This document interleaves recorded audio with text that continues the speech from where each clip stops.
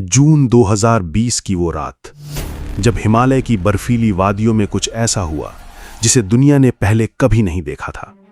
न गोली चली, न बंदूक उठी, लेकिन फिर भी खून बहा, बहुत खून। और उस रात के पीछे छुपी थी एक ऐसी कहानी जो हफ्तों से बुनी जा रही थी। एक ऐसी साजिश जिसके संकेत पहले से मिल रहे थे। एक ऐसी चेतावनी जो शायद समय पर नहीं सुनी गई। आज हम उसी कहानी के अंदर जाएंगे, उन खुफिया रिपोर्टों के अंदर, उन सैटेलाइट्स की तस्वीरों के अंदर और उन जवानों की आंखों के अंदर जिन्होंने उस रात अपनी जान दी। यह सिर्फ एक बॉर्डर क्लैश की कहानी नहीं है, ये एक ऐसे सिस्टम की कहानी है जिसे जगाने में देर हो गई थी। अप्रैल 2020, पूरी दुनिया कोविड-19 से लड़ रही थी। लॉकडाउन था, हॉस्पिटल्स भरे हुए थे और हर देश अपनी अपनी जंग लड़ रहा था।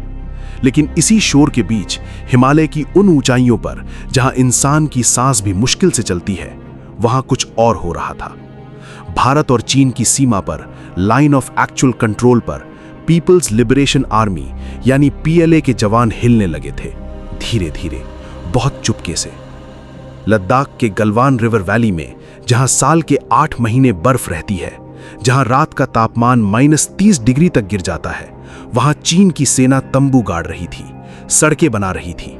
और यह सब हो रहा था उस इलाके में जो भारत अपना मानता था। पर सवाल यह है, क्या भारत को पता था?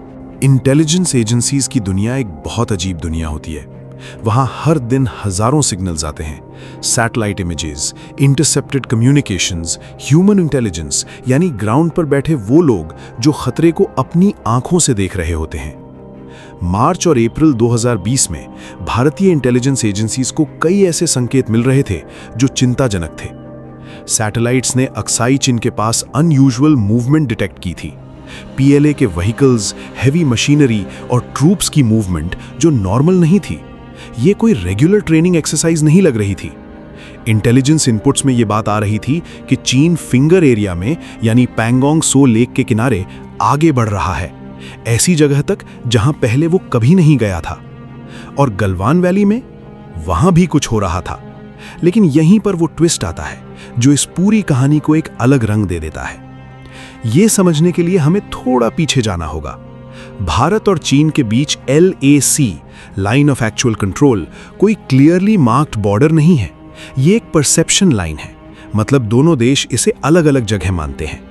गलवान वैली में यही एम्बिग्विटी सबसे ज्यादा थी। 2019 में भारत ने दारबुक श्योक DBO रोड का निर्माण शुरू किया था, यानी वो सड़क जो Daulat Beg Oldi air strip तक जाती है। ये सड़क स्ट्रेटेजिकली बेहद महत्वपूर्ण थी।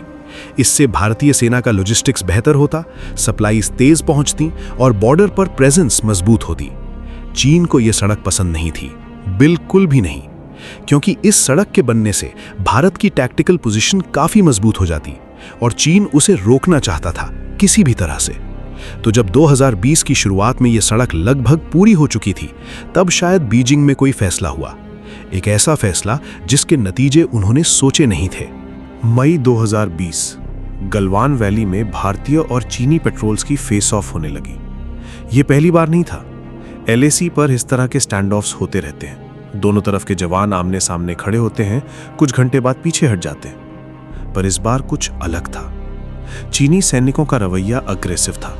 वो पीछे नहीं हट रहे थे और उनके पीछे वो इंफ्रास्ट्रक्चर था, वो तंबू, वो सड़कें, वो लॉजिस्टिक्स जो हफ्तों की प्लानिंग के बिना नहीं बन सकती थी। ये कोई स्पॉन्टेनियस एक्शन नहीं था, ये प्लान्ड था। भारतीय सेना के कुछ ऑफिसर्स ने इसे भांप लिया था। ग्राउंड लेवल पर यह साफ दिख रहा था कि यह सिर्फ एक पेट्रोल स्टैंड ऑफ नहीं है। लेकिन ऊपर तक यह मैसेज कितनी तेजी से पहुंचा, और जब पहुंचा तो उस पर कितनी जल्दी एक्शन हुआ, यही वो सवाल है जो आज भी पूरी तरह से आंसर नहीं हुआ। मई के अंत में डिप्लोमैटिक चैनल्स एक्टिवेट हुए। भारत और चीन के मिलिट्री कमांडर्स के बीच बातचीत हुई। दोनों तरफ से कोर कमांडर लेवल टॉक्स हुई। प्रोटोकॉल के हिसाब से सब कुछ ठीक था। चाइना ने कहा हम पीछे हट जाएंगे, इंडिया ने कहा ठीक है, हम भी डिसएंगेजमेंट प्रोसेस फॉलो करते हैं। और जून की शुरुआत में ऐसा लगा जैसे टेंशन थोड़ा कम हो रहा है। पर था क्या वाकई, या ये केयरफुली क्राफ्टेड इल्यूजन था? जून 15, 2020, रात के करीब 9 बज रही थे गलवान रिवर पर एक ब्रिज के पास 16th बिहार रेजिमेंट के कर्नल संतोष बाबू अपनी टीम के साथ थे। उनका मिशन था वेरीफाई करना कि चीनी सैनिक वाकई पीछे हट गए हैं। डिसएंगेजमेंट प्रोसेस का हिस्सा, रूटीन, कम से कम कागजों पर तो यही था। लेकिन जब कर्नल बाबू और उनके जवान उस पॉइंट पर पहुंचे तो जो उन्होंने देखा वो उन्होंने एक्सपेक्ट नहीं किया था। चीनी सैनिक वहीं थे, पीछे नहीं हटे थे, और उनकी संख्या पहले से कहीं ज्यादा थी। जो बात और भी डिस्टर्बिंग थी वो था उनका हथियार। एलएसी पर आधिकारिक तौर पर गन्स और फायरआर्म्स नहीं रखे जाते। ये 1996 और 2005 के बायलैटरल एग्रीमेंट्स का हिस्सा है। लेकिन उस रात चीनी सैनिकों के पास थे बार्ब्ड वायर में लपटे हुए लाठें, नुकीले पत्थर, धातु की छड़ें, crude weapons, deadly weapons. Colonel Babu ने सिचुएशन असेस करने की कोशिश की और तभी वो हुआ जिसकी किसी ने कल्पना नहीं की थी। चीनी सैनिकों ने हमला कर दिया, एक ऑर्गेनाइज्ड प्री प्लान्ड एम्बुश। वो तंग नाले में जहां गलवान रिवर बहती है, उस ग्लेशियल वाटर में जो इतनी ठंडी है कि उसमें गिरना मतलब मिनटों में मौत, वहां उस अंधेरी रात में भारतीय जवानों को घेर लिया गया। ये कोई फाइट नहीं थी, ये एक ट्रैप था। कर्नल संतोष बाबू आगे थे। उन्होंने अपने जवानों को बचाने की कोशिश की। वो लड़े पूरी ताकत से, लेकिन संख्या बल बहुत ज्यादा था। उस रात जो रिपोर्ट्स बाद में सामने आईं और जो ऑफिशियल तथ्य वेरीफाई हुए, उनके मुताबिक 20 भारतीय जवान शहीद हुए, जिनमें कर्नल संतोष बाबू खुद थे।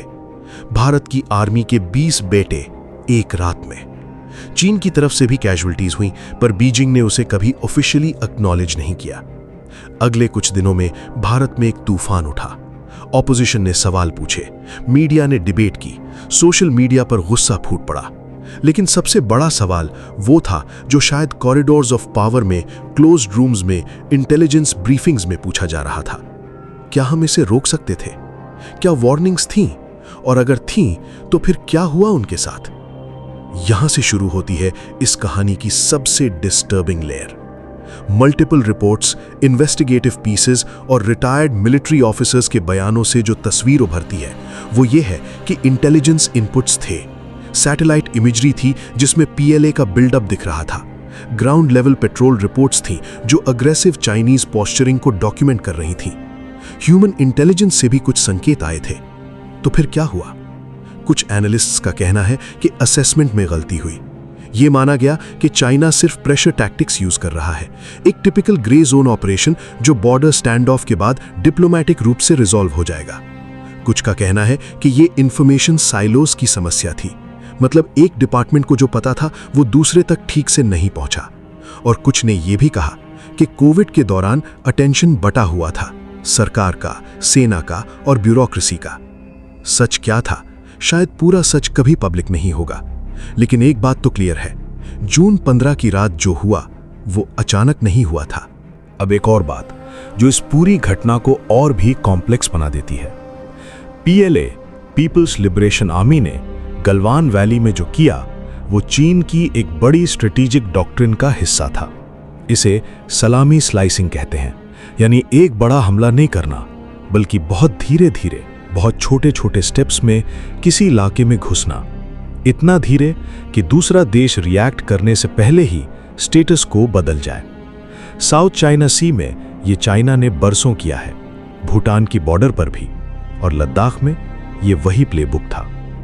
इंफ्रास्ट्रक्चर पहले, फिर ट्रूप्स, फिर फेस ऑफ, फिर नेगोशिएशन की आड़ में कुछ और। पर इस बार भारत ने वो किया जो शायद चाइना ने एक्सपेक्ट नहीं किया था। गलवान के बाद इंडिया की रिस्पॉन्स अनप्रेसिडेंटेड थी। सरकार ने तुरंत 59 चाइनीज ऐप्स बैठकर बैन कर दिए, जिनमें टिकटॉक भी था। ये एक इकोनॉमिक और साइकोलॉजिकल सिग्नल था। भारतीय सेना ने एलएसी पर अपनी प्रेजेंस ड्रामेटिकली बढ़ाई। नए बंकर्स, नई पोस्ट्स, नए वेपन सिस्टम्स। पैंगोंग सो के दक्षिणी किनारे पर, जहां चाइना ने कभी सोचा भी नहीं था, इंडिया ने कैलाश रेंज की स्ट्रेटेजिक हाइट्स पर कब्जा कर लिया। ये एक मास्टर स्ट्रोक था। अचानक चीन डिफेंसिव पोजीशन में था और फरवरी 2021 में दोनों देशों के बीच डिसएंगेजमेंट हुआ। इस बार सच में पैंगोंग सो से दोनों सेनाएं पीछे हटी, पर गलवान वैली, वहां का हिसाब अभी भी बाकी है। वहां की मिट्टी में उन 20 जवानों का खून अभी भी है। इस पूरी घटना से कुछ बहुत जरूरी सवाल उठते हैं, ऐसे सवाल जो सिर्फ 2020 के लिए नहीं है बल्कि आने वाले हर उस दौर के लिए हैं जब दो न्यूक्लियर पावर्स एक हॉस्टाइल बॉर्डर शेयर करती हों। पहला सवाल, इंटेलिजेंस को किसने, कब और कैसे इंटरप्रेट किया? सिग्नल्स आ रहे थे, पर उन सिग्नल्स की सही रीडिंग हुई या नहीं, ये एक बड़ा सवाल है।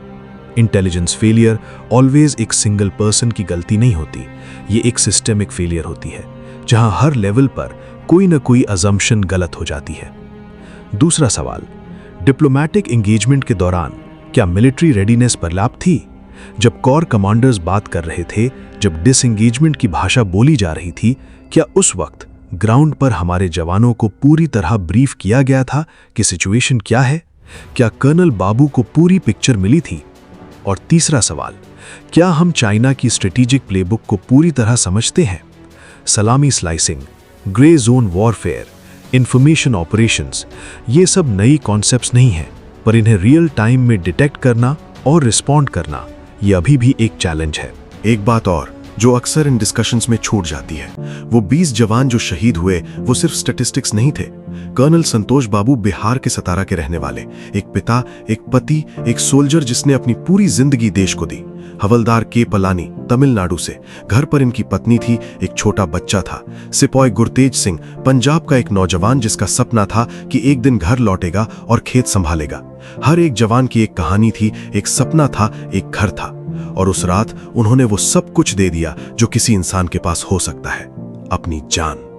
जून 2020 से अब तक LAC पर सिचुएशन कुछ हद तक नॉर्मलाइज हुई है, लेकिन नॉर्मलाइज का मतलब नॉर्मल नहीं होता।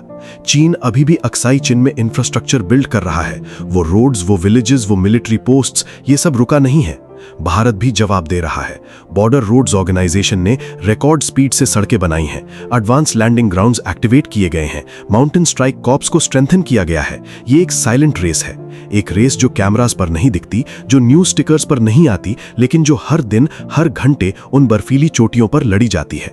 2020 का गालवान वैली क्लैश सिर्फ एक मिलिट्री इंसिडेंट नहीं था, ये एक वेकअप कॉल था, एक रिमाइंडर कि दुनिया में शांति कभी ग्रांटेड नहीं होती, कि डिप्लोमेसी और मिलिट्री रेडीनेस साथ साथ चलनी होती है, कि इंटेलिजेंस का मतलब सिर्फ इंफॉर्मेशन कलेक्ट करना नहीं होता, बल्कि उसे सही टाइम पर सही लोगों तक सही तरीके से पहुंचाना होता है।